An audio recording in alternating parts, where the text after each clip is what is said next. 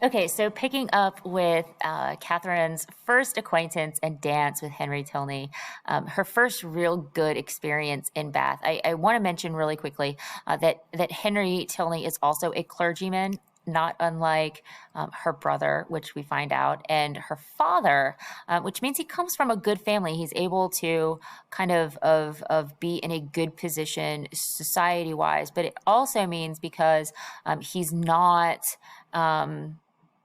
Because he has a vocation, so to speak. He's not the firstborn son. He is the second son, which we will find out makes a lot of sense because he has an older brother, uh, Captain Tilney, but that's neither here nor there. We'll get to him as we continue reading.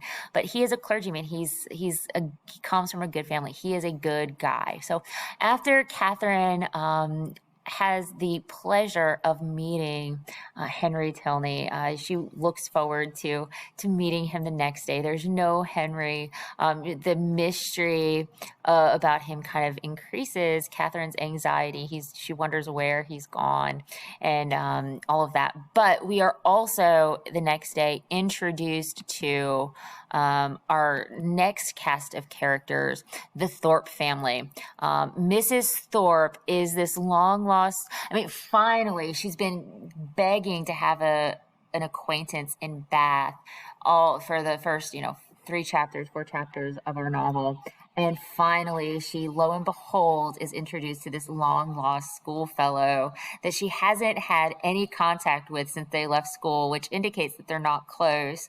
But I think it's interesting the way that Jane Austen kind of makes fun of both of these very silly women is that because they haven't seen each other in so long, they're not close, but they act like they are, inseparable, probably because both of them finally have an acquaintance and someone to hang out with, right? And to also kind of a means of forming those introductions.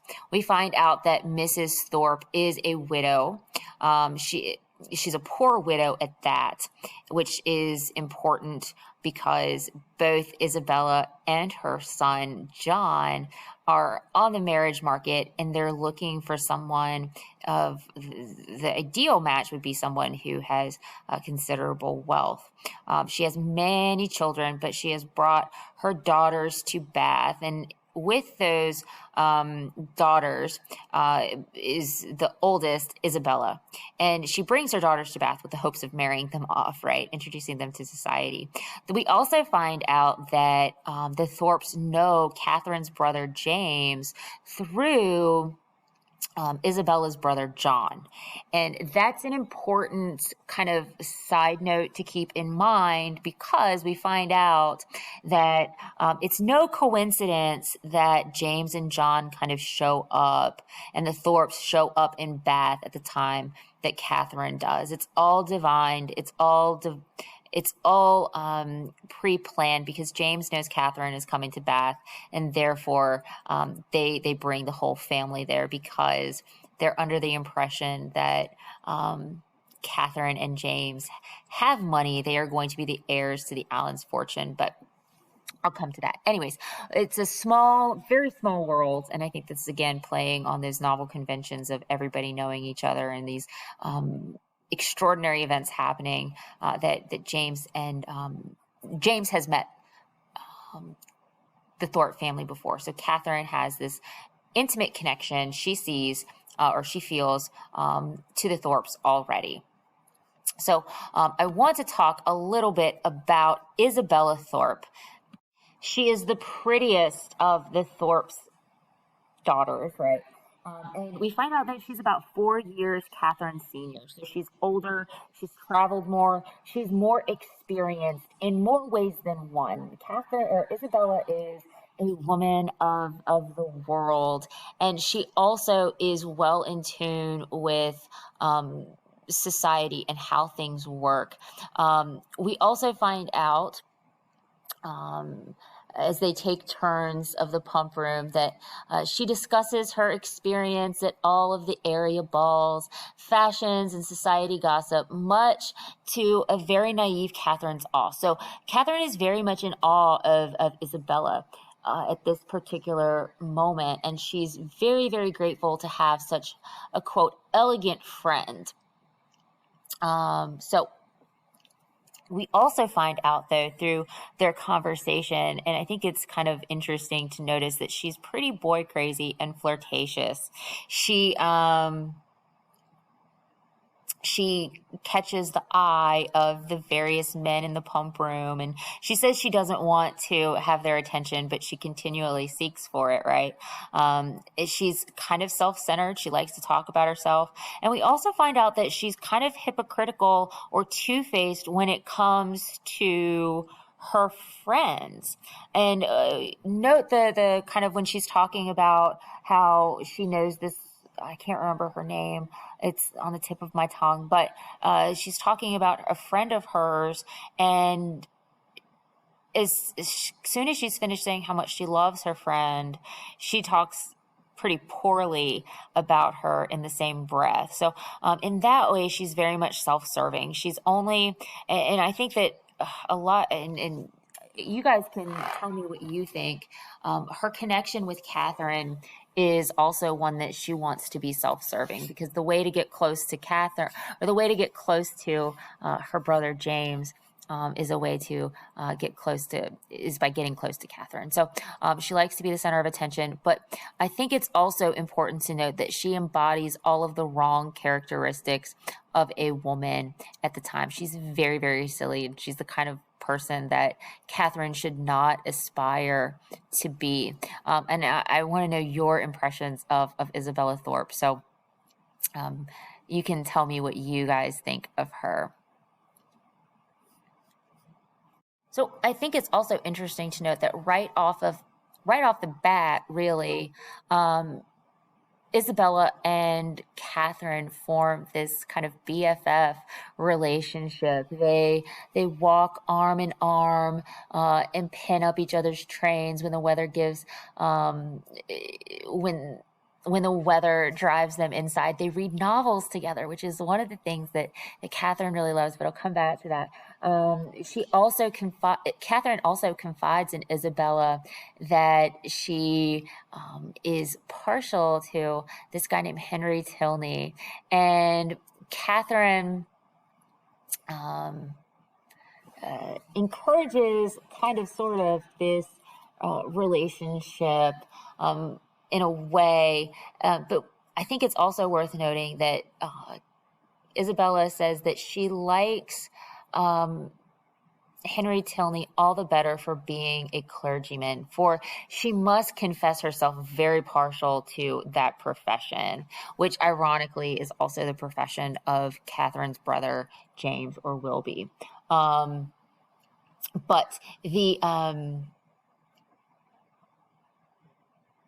they spend a lot of time together. And I'll come back to the end of the novel reading in the defense of the novel at the end of chapter 5. But the one novel that they are reading together is The Mysteries of Udolpho. And Catherine, when we see them in the pump room, Catherine is anxious to know what's behind the dreaded black veil, a skeleton, but she doesn't want her to be spoiled. She doesn't want the plot to be spoiled, and entreats Isabella not to tell her.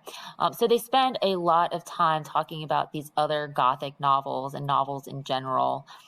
Isabella also talks about how she scolds gentlemen for not admiring her friends, loyally not loving any of them by halves.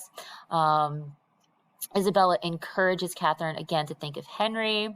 And she can, but Catherine is kind of forgotten Henry, and she wants to think and talk of nothing but Udolpho. But they kind of change the topic, and Isabella says that, I want to dress alike.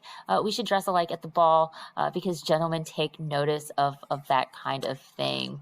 So they have this kind of interaction, and once they kind of leave the ballroom to get away from the gentlemen, but surreptitiously follow them at the same time, we run into John Thorpe and James Morland. And I want to talk specifically about John Thorpe. He is a a very interesting kind of guy. He is a foil to Henry Tilney. He talks a lot about his horses, his carriages, himself. He exaggerates and a lot of that is over exaggerated in order to impress people. And he wants to make people think better of him by this kind of braggart bravado that he has. And automatically, I think that Catherine doesn't want to admit it to herself, but she takes a kind of dislike to Henry Tilney. Not Henry Tilney. She takes a dislike to John Thorpe.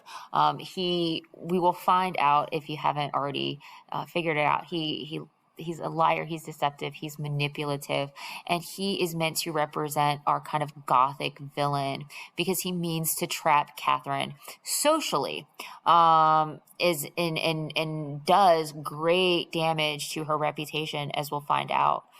He's unmannered, he's rude, and I think we're also supposed to make a judgment of John Thorpe based on his reading practices, because Catherine is dying to ask John Thorpe if he has ever read Udolpho, and he says, "Good Lord, no, I never read novels. They're full of nonsense." And then he goes on to say that, I really liked the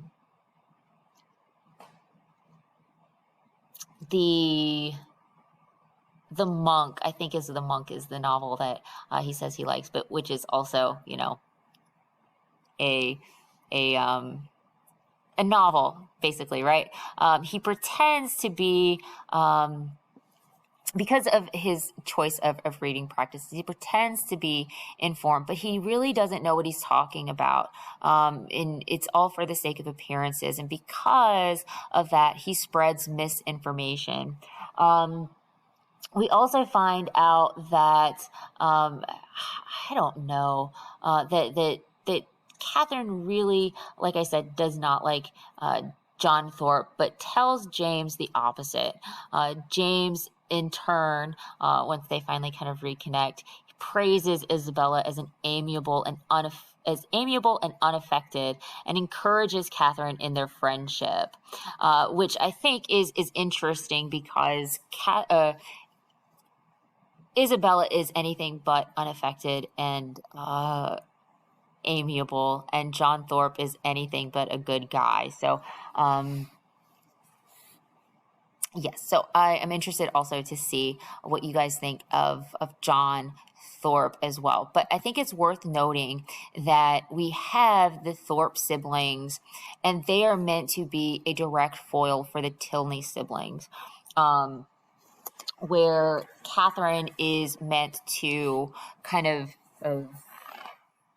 choose, right? We see those kind of comparisons where Catherine is torn between who she wants to spend time with, or who she's forced to spend time with versus who she really wants to spend time with. And it's not a coincidence that Catherine, or that Austen is giving Catherine those choices. So after we have our introduction to the Thorpes, and Catherine kind of hangs out. They all hang out together in Bath. They are, once again, they go to a ball.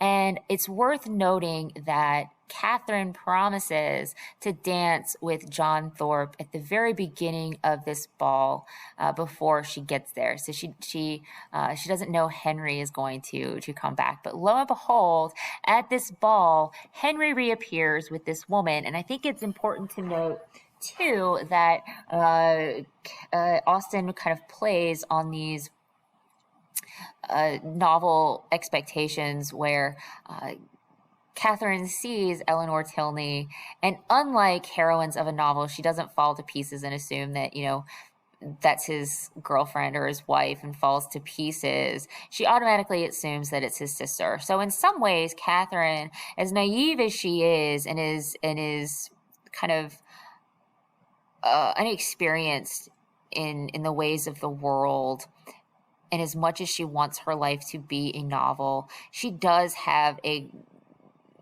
good head on her shoulders. She is kind of logical thinking in some regards, or she has the ability to be. And with that, we are introduced to Eleanor Tilney, who is everything that Isabel Thorpe is not. She's pretty, she's sensible, she has good breeding. And we find out that Catherine wants to get to know Eleanor, but and by getting to know Eleanor, she can also get to know Henry, but not in the same kind of way that Isabella manipulates Catherine in order to further her relationship with James. But I think it's also worth noting that Eleanor is the type of person that can help Catherine by way of teaching her. Like, this is someone that Catherine could look up to, should look up to, and should strive to be.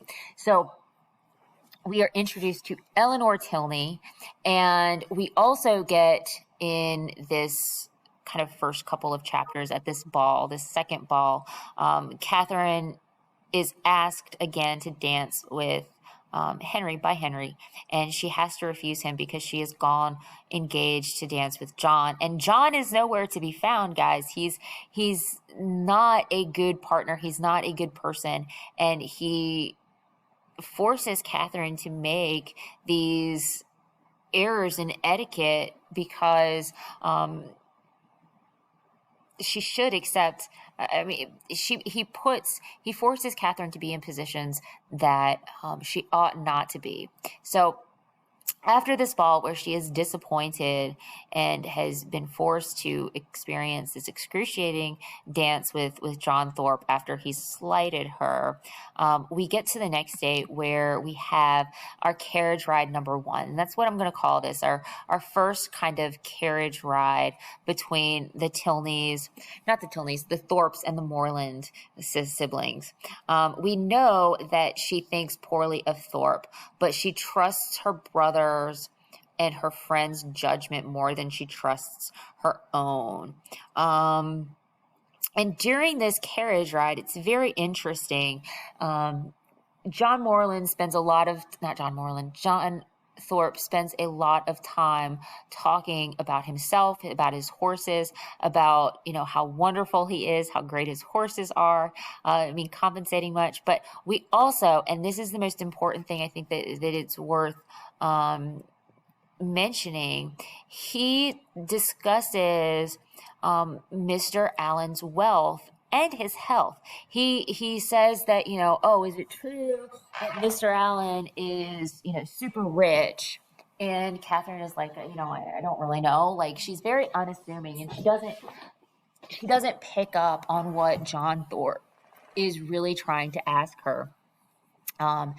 But he's talking about, or makes the assumption that Catherine is Mr. Allen's heir and that Catherine is rich, right? And because Mr. Allen is in Bath for his health, he's about to die.